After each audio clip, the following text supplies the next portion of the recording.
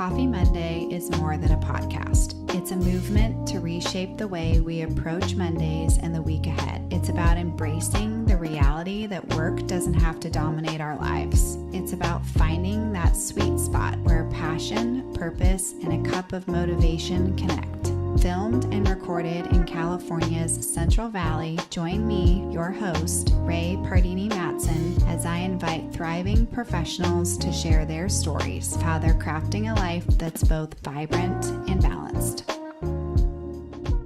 Well, thanks for being here, Molly. I think we're just going to dive in if you're cool with that. Mom of 6 beautiful children. I want to talk about your story of motherhood, author of The Digital Detox, and have so much knowledge and so many stories to share. I'm so excited you're here. Thank you for being here. Thanks for having me. I'm glad to be here. Of course. Yeah. I think before we dive in, I want to hear about your background and your journey of how you got to where you are today. So a little bit of maybe about where you're from to start and your upbringing and all that. Yeah. I grew up in Southern California, the youngest of 4 kids.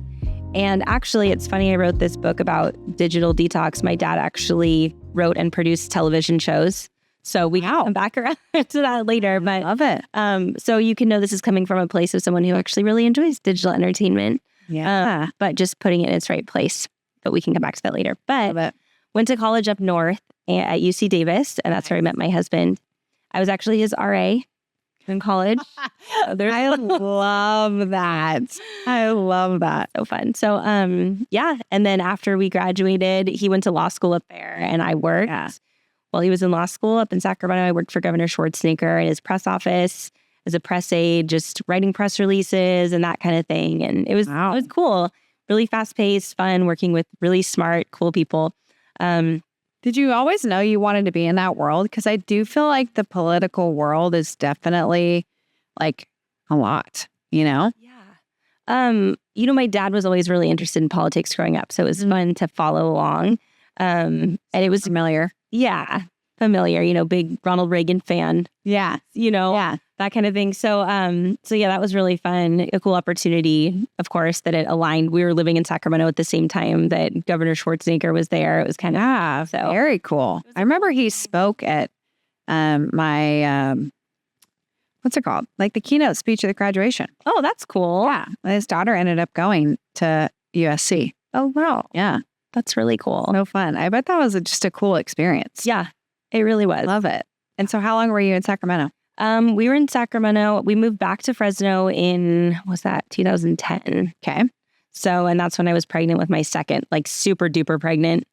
So right after he was born, I quit. I decided I want to stay home, raise my babies, and my husband got a job at a law firm here.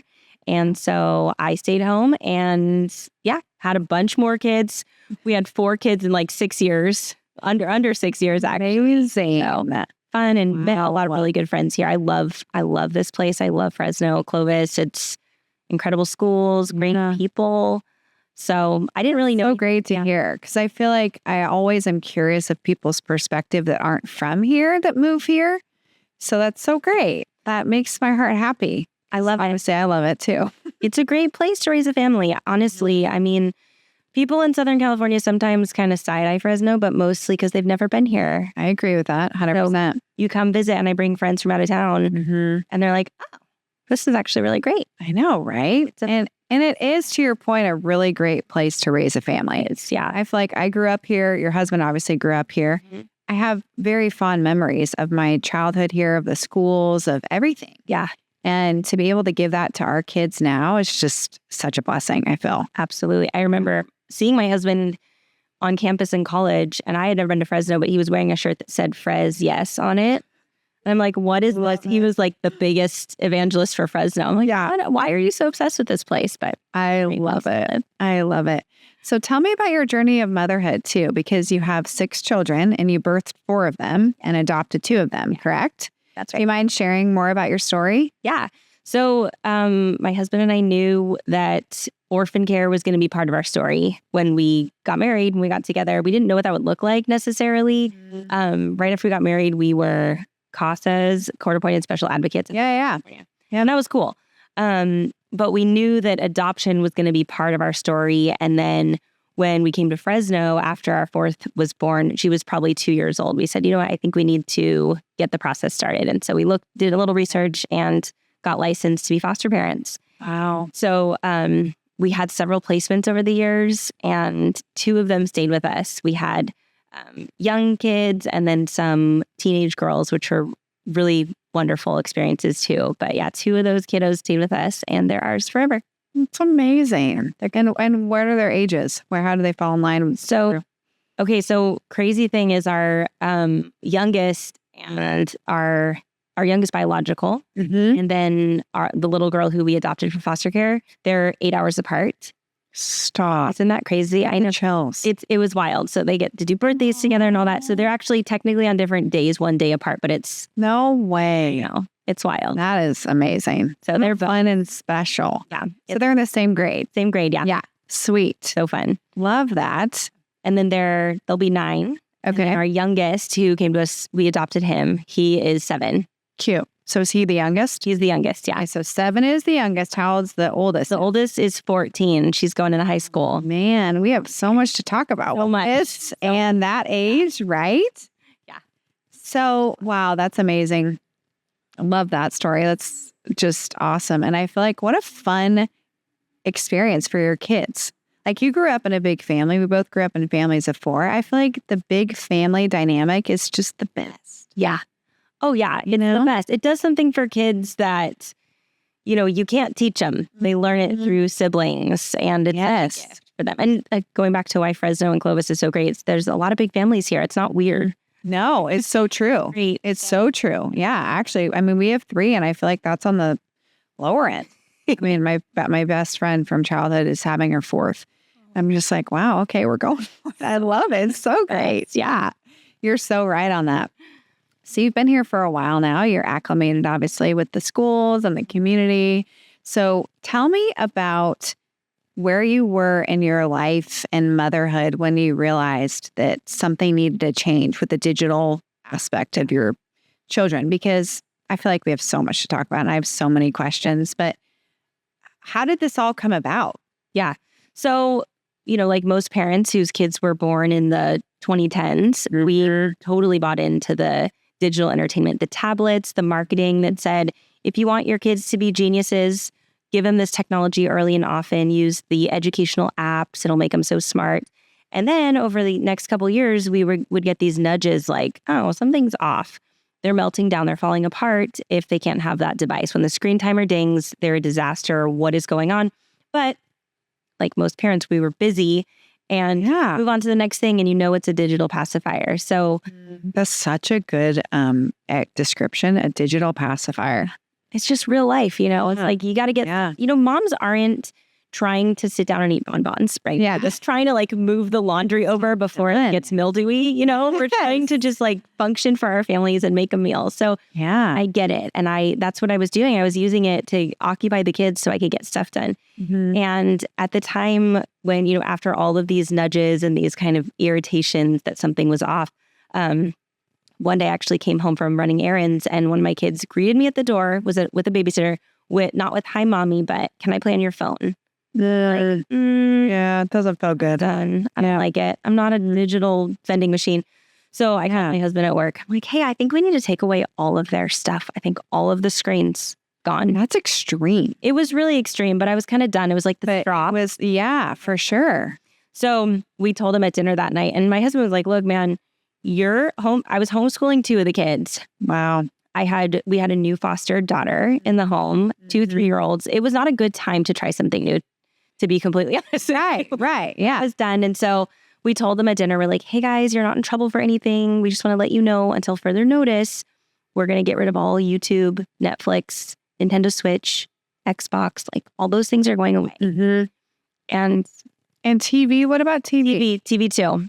I was wondering, does that fall? Just got rid of silly question. We'll get into it's a little different, but we'll get into okay. it. But we took it all away. Yeah. And I don't know if you'd believe it, but it didn't go over very well. Oh, I'm sure. No, were they didn't like sad? There was crying. All of it. Yeah. There was weeping. And I like how you approached it of you're not in trouble. Yeah. That's great, because I don't know that I can. Well, yeah. That's a great, very positive way to approach it. Well, And I will say too, if for anyone listening who's like, that sounds horrible because I know what the fallout will look like if I did this with my kids, they'd flip out. And they probably will flip out. Yeah. But that's the worst part of the whole experience. I promise you it's going to be the worst part is just breaking the news to them. And we can get into that later too, how it works so quickly. Sorry, I know every detail. Yeah. So you said this at dinner. You're like, fam, this is what's going down. How long did you do it for? And how did you know how long to do it for? Okay. 'Cause this is all an experiment, right? Like totally an experiment. It was like diving into a pool without checking how deep it was. It was crazy, kind of stressful. And so on the back end, so my oldest was 10 at this time. Okay. So between my husband and I said, look, I can hang for 2 weeks. That's probably all I got. So it was like in February, I looked at the calendar. I'm like, we'll do it till the end of the month. We didn't tell the kids. And they were young enough where you could say like, until further notice. Right. So that was the plan. But as the days went by, the kids were completely transformed. They were more creative. They were playing with each other. They would play with all their toys that were on their shelves. They'd take out puzzles and they would make little like money out of rocks outside and start shops. And it was like, who are these kids? Yeah. And did they ever ask for them? Like, well, mommy, I've been good today or something like that. You know what I'm saying? They never asked. They didn't because they knew if you either say I'm bored or if you say I want a screen, then they'd get a chore. So they're like, well, I have something to do. We'll figure it out. And they did. So on the back end, we said 2 weeks. But by the time it got close, I'm like, why would we just hand it all back to them? So we extended it for a couple months. And then finally, my husband's like, let's work some back in. Let's make a plan. We don't want to move off the grid. We're not prairie people. Let's just make it work. So we did that. Yeah.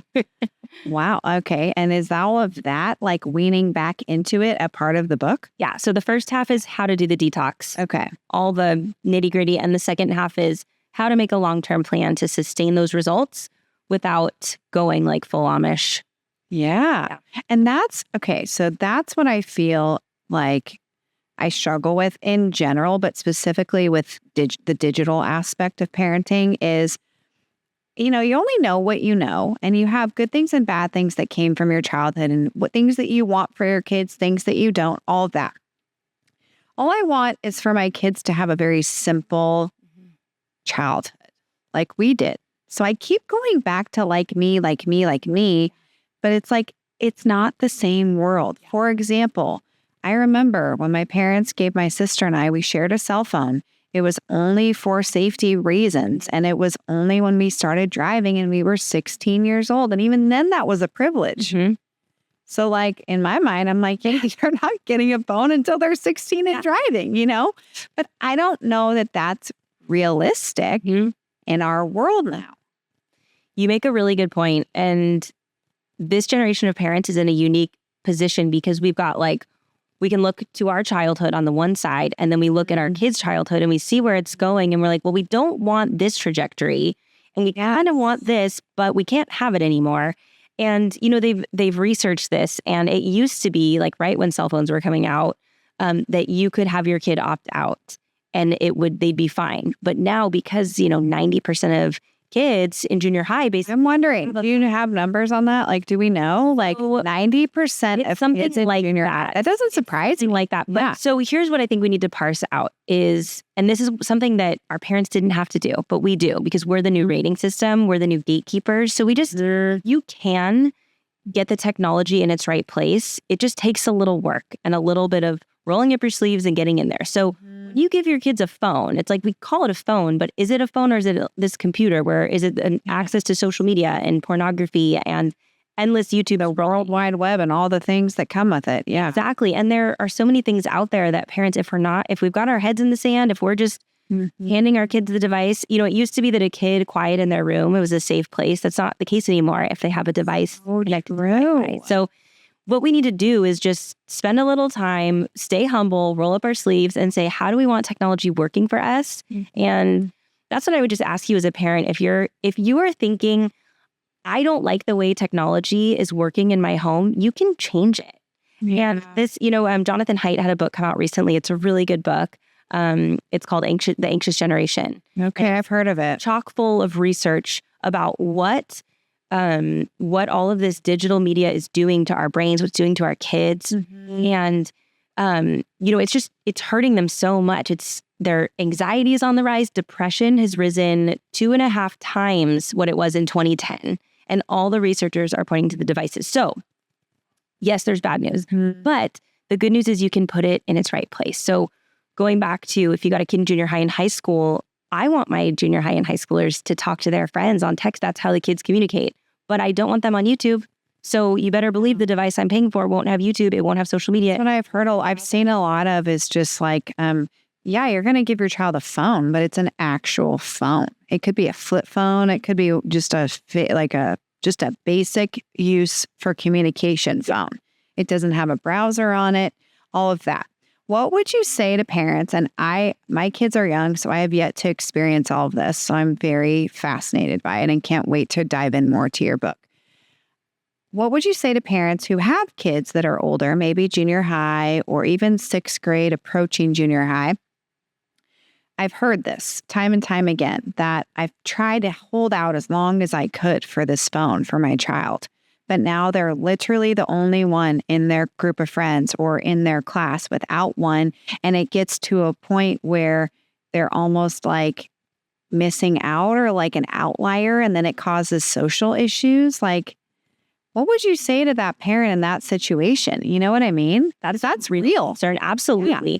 I would say a couple of things. First of all, there's strength in numbers. So if you can get together, whether you have younger kids or junior high kids, you can get together with like-minded parents and say, hey, here are the problems I see. What do you think? And if you can get even just one friend on board or a cousin or whatever, so that your kid's not the only one, that's really helpful because then they have solid.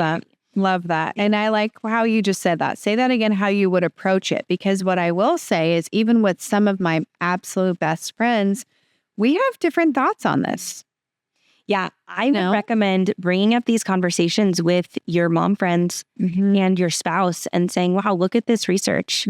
Would you believe this data? I mean, one of the most compelling things to me was that the strictest parents when it comes to screen time and phones are the people in Silicon Valley who make the technology. I got the chills. So it's like they know. If it's not good for their kids, why would we think it's good for our kids? We're buying into marketing, not the data. So have these conversations with your friends. There's so much coming up with new research. And even there's an organization called Wait Until 8. I follow them on Instagram.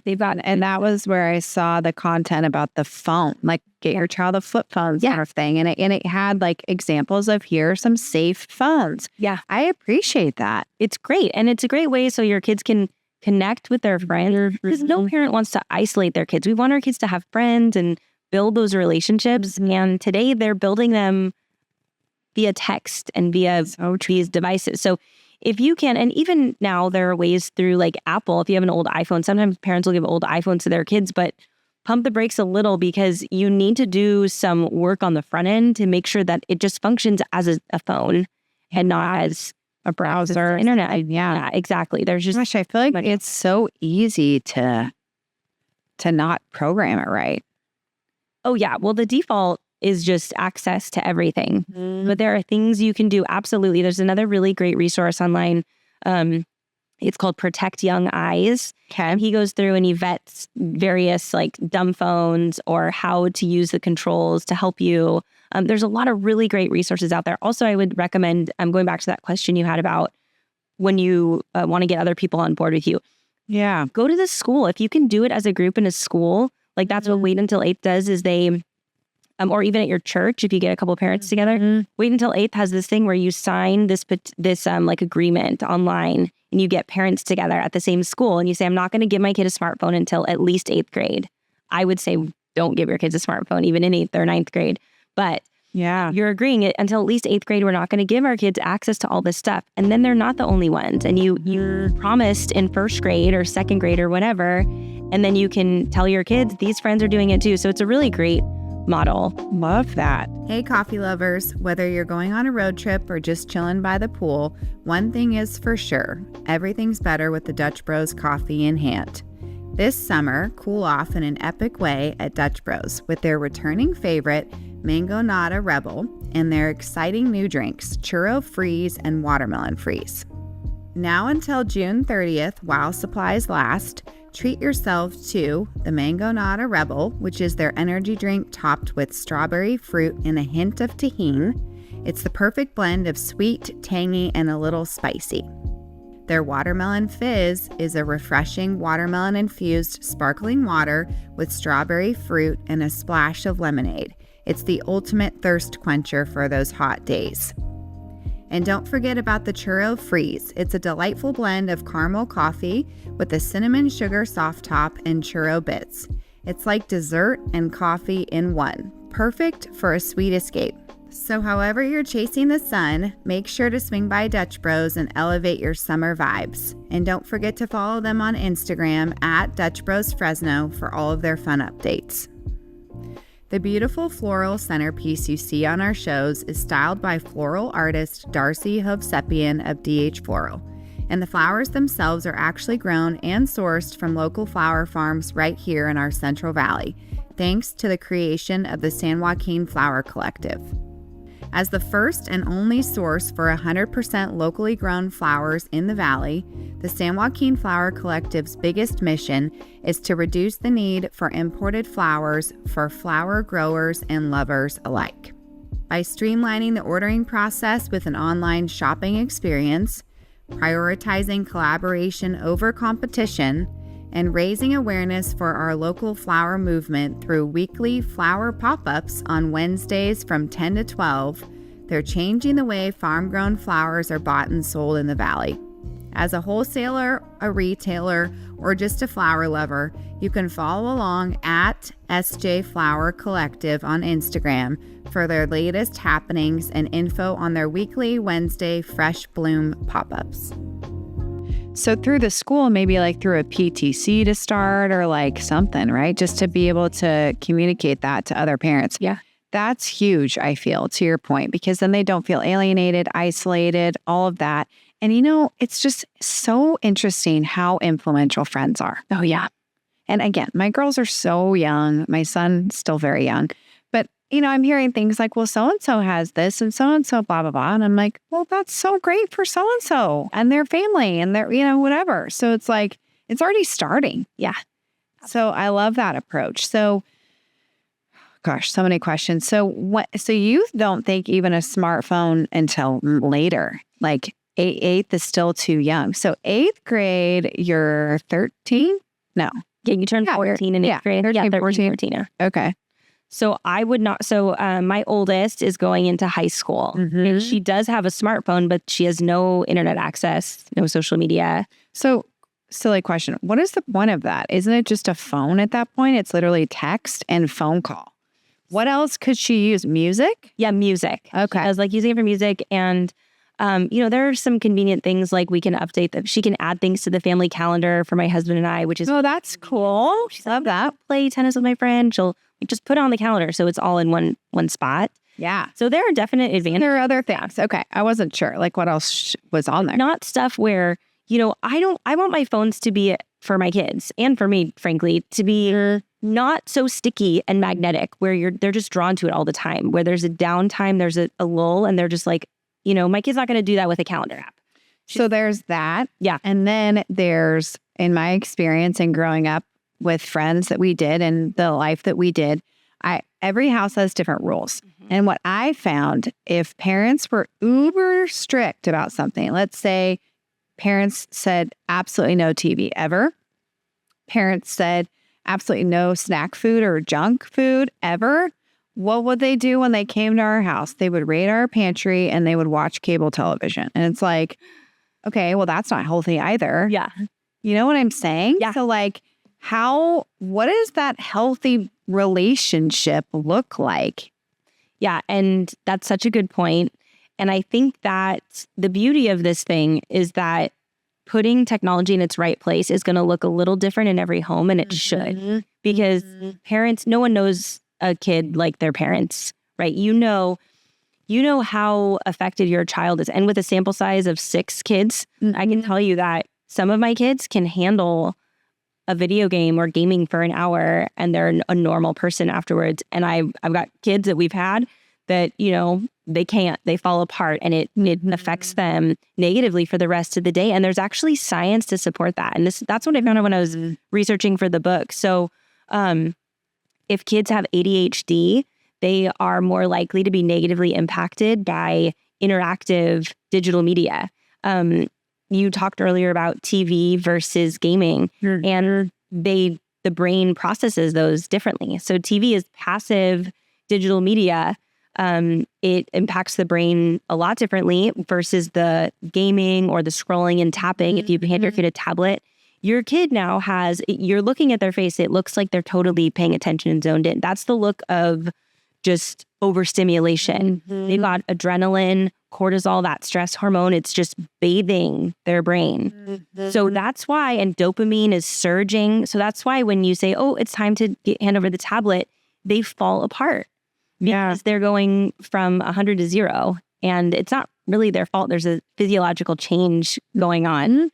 So it's just important for us to know what we're dealing with and to not be afraid of that technology, but to respect the power that it has over our kids' brains that are still forming. So how do we want to approach that in our home? What's the right place? And anyway, the second... So you go, and then like even removing them from the device. Do you talk about that? Like you give them a warning? Because to your point, that makes total sense. You're going from 0 to 60 or 60 to 0 or whatever. That would really disrupt anyone. Yeah. Do you give them a warning? Hey, 5-minute warning? Or like, is there an ease into that or not? Well, you know what I'm saying? So this is one great thing about the detox, about taking it all the way at once, is what you're really doing is you're resetting the dopamine levels in their brain. And so what the devices have done is they've hijacked this dopamine reward system in our brain. It's the same thing that drugs do. You take a hit and then it releases dopamine, and then or casinos, slot machines. And then you need more in order to experience the same amount of enjoyment that you used to with less. So they've engineered our devices to release such giant amounts of dopamine that those dopamine receptors are going numb in the brain. So now when your kid says, I don't want to go outside, that's boring, they're not trying to be like a stinker. They're not getting, they don't even register the amount of dopamine they're getting from going outside. Oh, wow. So when you take it all away, you're resetting the dopamine levels. Now you're giving your kids a chance to reawaken interests that have nothing to do with the device. So you're also going to see, okay, my kid does not need a tablet. They don't need quote educational apps to learn to read. They don't need this stuff. And in fact, those labels, there's nothing that someone has to do to slap that label on there. So kids learn the best from real life experiences, and they develop the best social skills and relationship skills and mental health coping techniques through real life interaction. And when you give them a break for 2 weeks, you're resetting the dopamine levels and you're giving them a chance to reawaken a love of real life. I love that. I also feel like that ties into this culture that we're in of like, everybody wants results now, like this quick fix mentality, So to your point, they're going to get that quick fix hit, whatever you want to call it, adrenaline rush, dopamine, all of it with the technology, but they probably get the same, if not more, playing outside. They just don't feel it as quickly, like that immediate result, right? Yes. And you know what? We're watching this first generation of kids grow up, go into college and the workforce, and college professors are reporting kids can't read. They can't do they get tired after 10 to 20 pages of reading for a class. And you can see it because reading for pleasure is in decline. And so kids aren't doing that as much because, to your point, it's all about instant gratification. So they're listening, they're watching, they're consuming information. It's just in different ways. And again, they want that immediate. Exactly. Wow. Interesting. So what skills do we want to build in our kids? And if you kind of zoom out and say, how do I want to prepare my kid for being 20? You look at it like, is the way I parent today and the rules we have in our home, is it supporting those goals for our kids? And if it's not, make a change. Because that's one thing that parents always report. They say they feel helpless, but you're not helpless. You can make very simple changes that will completely benefit your kids in the best way. Yeah. And to your point, the announcement of the change or the, initial conversations sometimes are the hardest. So I imagine as a parent, you have to lead by example. Mm-hmm. So did you and your husband? I mean, what did that look like for you when you did the detox? Yeah. Actually. Good question. So, okay, if that's probably the most common question I get is, do parents have to do this too with their kids? And to be honest with you, if your kids are super young, you don't necessarily have to detox with them alongside them. But I do think if your kids are in those tween years, they're getting older, you really got to get some skin in the game here. You got to detox some aspect of your digital consumption. So, and it's a really good opportunity to parse out for your kids, like, hey, you can say goodbye to your tablet for 2 weeks. I can't say goodbye to my phone for 2 weeks because I would get fired. This is how my boss. That's the thing. Or just like immersion. I mean, obviously, if you're home with your family, your people are there, but you have other family, you have other friends. In case of emergency, you kind of have to be reachable. That's true. And even explaining to your kids, like, we use it. There's digital vegetables. There's digital candy. I bank on here. I make your doctor's appointments on here. We use the library app. All these things. Yes. But it's just. So what I recommend doing, if you want to participate in the detox with your kids, choose one aspect of your digital entertainment consumption to detox alongside them. So I don't know what that is for you, if it's like Instagram or Twitter or I don't know, whatever is your candy of choice, and do it with your kids and stay humble and share your observations. And you might actually really be surprised. I think the most encouraging thing to me is how the older kids have responded. Really? You really see it in your younger kids behaviorally during the detox. With those older kids, my 10-year-old came up to me after the detox and said, hey, thanks for taking our screen time away. And I was like, what? That was so weird. Why are you thanking me? Yeah. But our kids are really smart. And even those tweens and teens, they see it. They see it when they're with their friends and their friends are staring at the phones. And it's like they're feeling left out. And, I'll give you one example. We had a foster teen girl come and stay with us for a short time. And she didn't have her charger with her. And her phone was about to die. And she was freaking out. I'm like, I'm sorry, you're welcome to use our landline. Like, I don't know, make a phone call, whatever. And so as soon as her phone died, she hung out with us. And we went for a walk and we chit-chatted. I even think we watched a show on TV, me and my husband and her. And she left and she reached out to me later, maybe a week later, and she said, hey, that was so weird. Like, that was so weird. I was surprised myself. I just go in my room and scroll on my phone, but I didn't want to do that when I was with you guys. I wanted to hang out with you. She's like, I don't know what it was. I'm like, I know what it was. You didn't have a charger. You didn't have Was she upset when her phone died? She was. Yeah. A little visibly stressed out by that. Yeah. But that's the thing is, like, our kids are smart. The data and science back this up. It's just sometimes parents are reluctant because all we can see is that glimpse of our kids when you tell them the screen time is up, or that conversation that I had with my kids over the dinner table where they flip out, and we think it's going to be like that for 2 weeks, and it's not. It's not. You're actually giving them a gift. You're going to get back so much more than what you take away. So when you do this is focused on a 2-week reset. Obviously, you initially did it for way longer, month plus. Yeah, we probably did it for like 4 or 5 months total. Oh, wow. I know. That's impressive. That's amazing. Well, they were young enough that we could do that.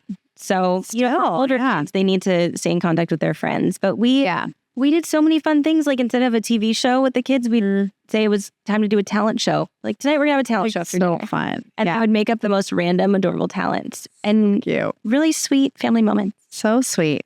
So you go through this literally life-changing experience, right? For your whole family. And then how did that transpire to writing a book about it, right? Like, how did you know the platform in which you wanted to share your story with people? Yes, you're so knowledgeable about it. So obviously you've done your research, you've studied it more, you're very knowledgeable about how it affects young minds, adult minds. Like, you know what I'm saying? Yeah. Like, how do you go from like this amazing experience? Because sometimes people don't act on that. They have this amazing experience or they have this great idea, but they don't act on it. They just tell their friends or their family or whatever. What made you decide you wanted to write a book about it? Well, so I shared online. I had kind of been like mom blogging for a long time. Okay. I mean, kids. And so I shared online what we did, and it got a huge response. And I'm like, oh man, this like really resonates with people. I think everyone's kind of in the same boat. Yeah. And so I started helping other parents online, and I was made this little guide for them.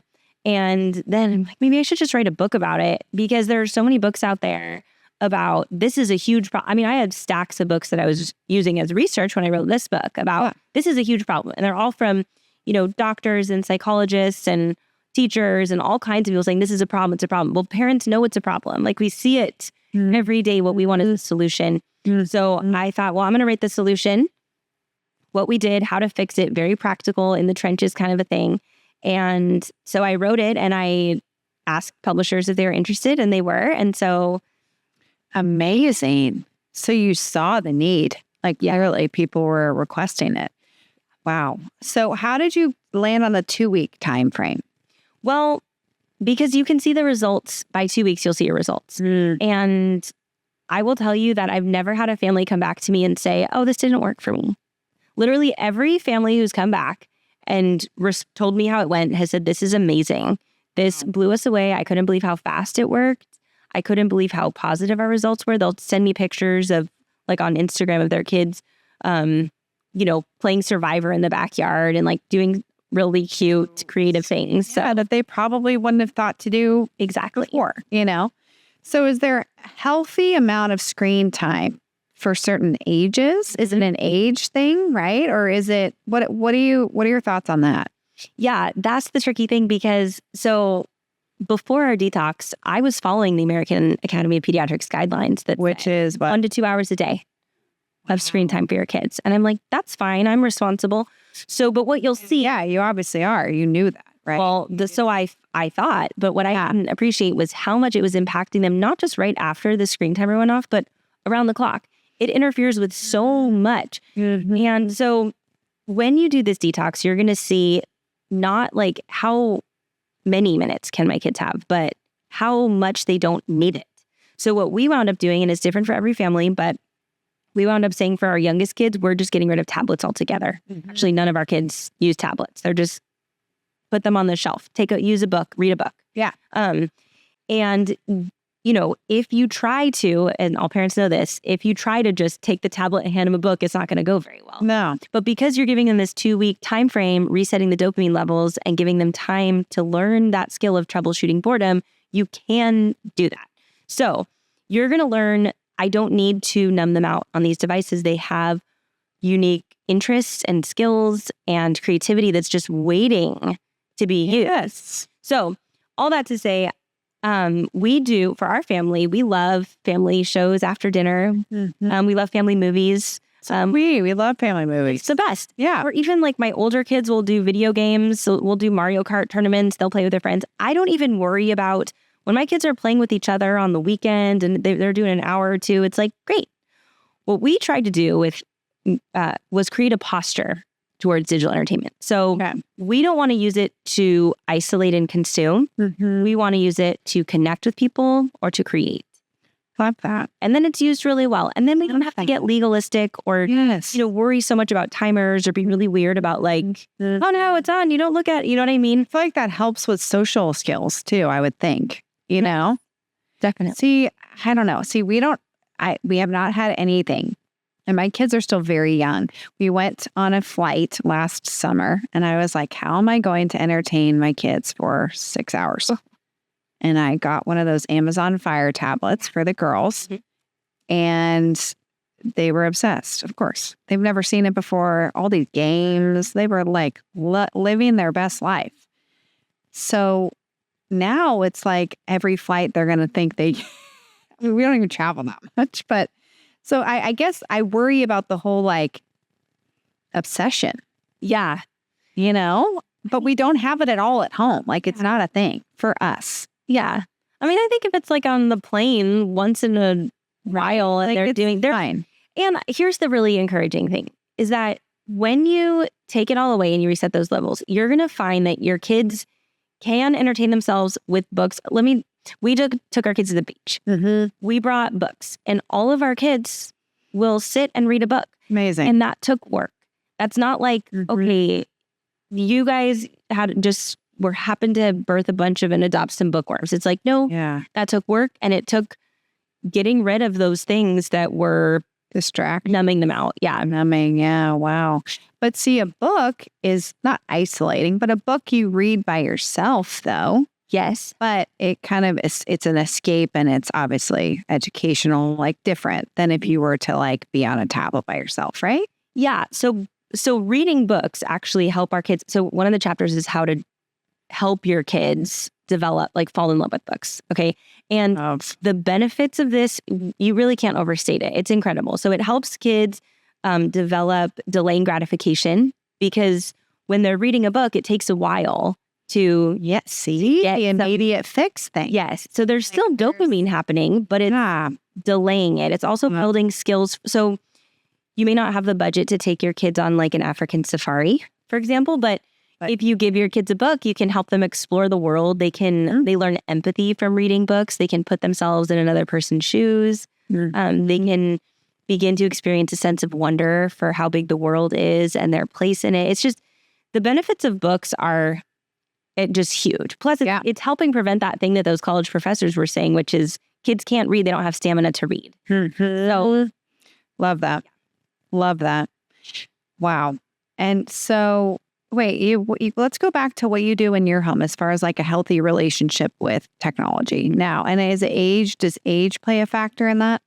Yeah, we kind of take it kid by kid too, because like you said that too. Parents might notice, one of my kids at 10 years old could handle video gaming for an hour. And my other kid just like, they're miserable afterwards and they're grumpy and everyone around them is sad because they're grumpy and, they're getting crazy. So just gauge your kids during the detox. And another thing we did is we took away all interactive digital entertainment on weekdays during school. So after school, you think about it, some parents will say, well, we only allow an hour of gaming after school, after homework.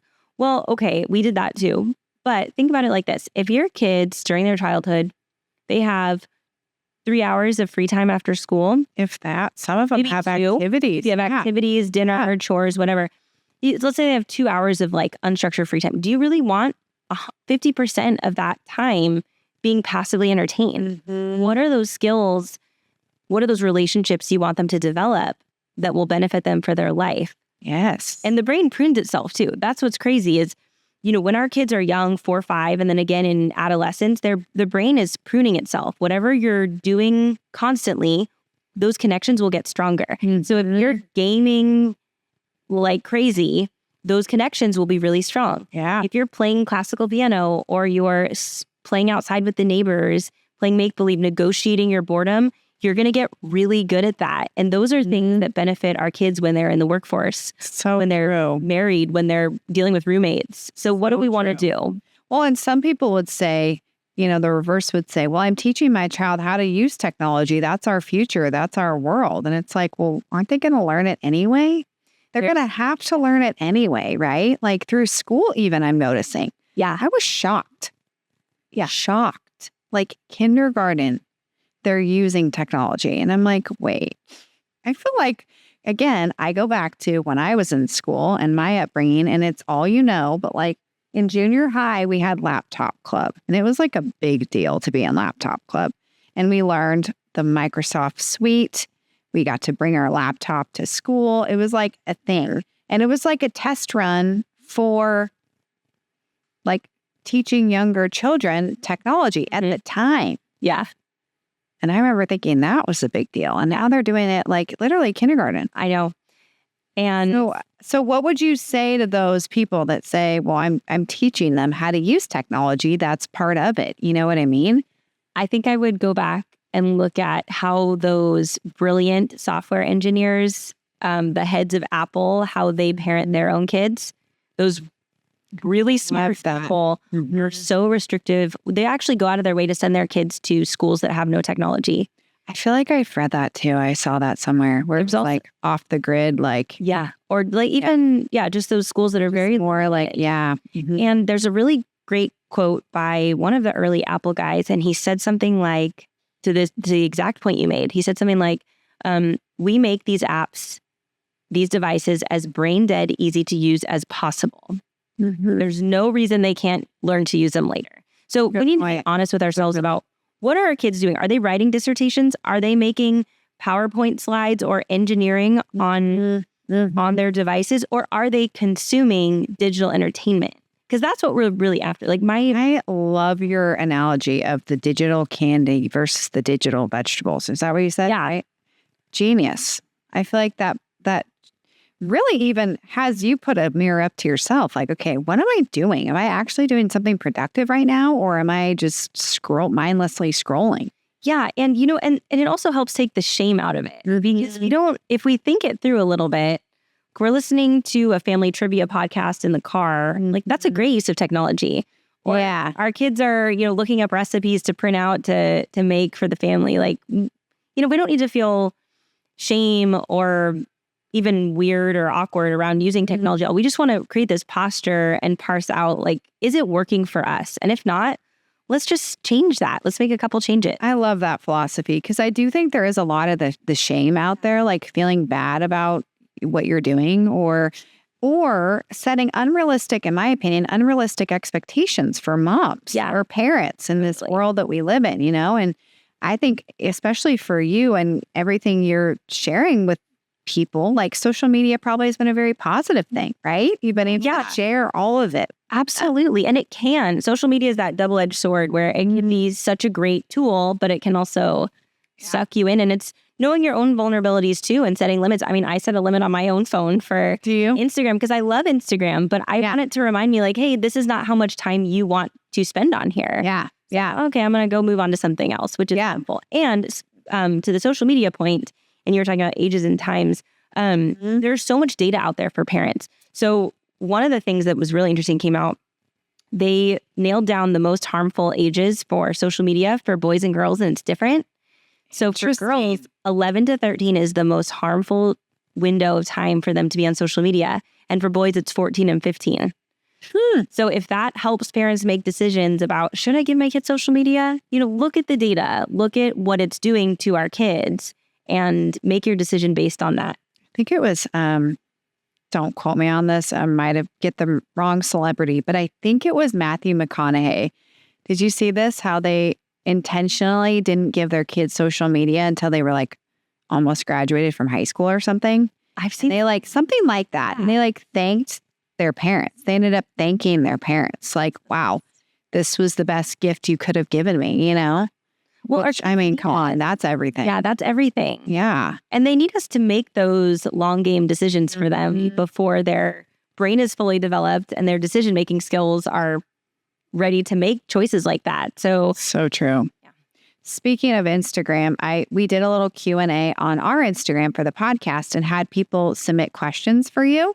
One of them was, what is your guilty pleasure in the digital world? Do you love Instagram? Do you love a certain game?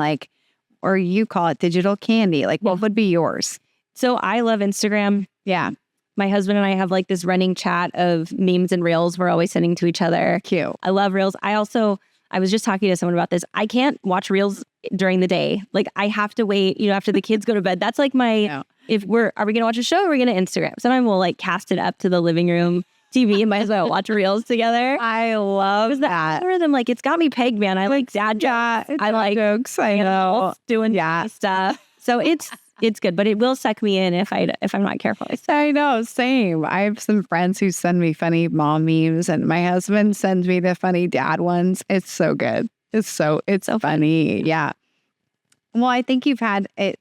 I love what you've shared. I feel like you have built such a healthy relationship with digital components with your children and with other families. And is there a ideal time or age your children are that you should consider a digital detox? Or you think, like you said, your kids best, that's up to you. What are your thoughts on that? I'm glad you asked that because there's something I didn't say. And the book is probably most helpful for parents with kids under 13. Under 13. Yeah. Okay. But I think it's still helpful beyond that. But there are a couple of qualifiers. And number one is with those older kids, with those teenagers, they have a little more autonomy and they kind of probably should in decision making. So I really recommend that parents get skin in the game. And also rather than come down on them saying, we're doing this, it's starting tomorrow, not as effective with teenagers. So make it more of this invitational beckoning sort of a thing. Hey, we're doing this challenge for 2 weeks. me and your dad are going to do it. We're giving up this digital entertainment for 2 weeks. You can still text your friends, modify the detox for them. They can still text their friends, but we're going to leave our phones docked at the charger, in the kitchen. And we're not going to wear it on our bodies for these two. Make it your own. But for those older kids, do it alongside them, because that relationship is everything, especially for those big kids. I would think so. Yeah. And just, they learn by example. Yeah. At any age, but to your point, especially teenagers, I would think, gosh, buckle up for that. I mean, you have a 14-year-old. Yeah.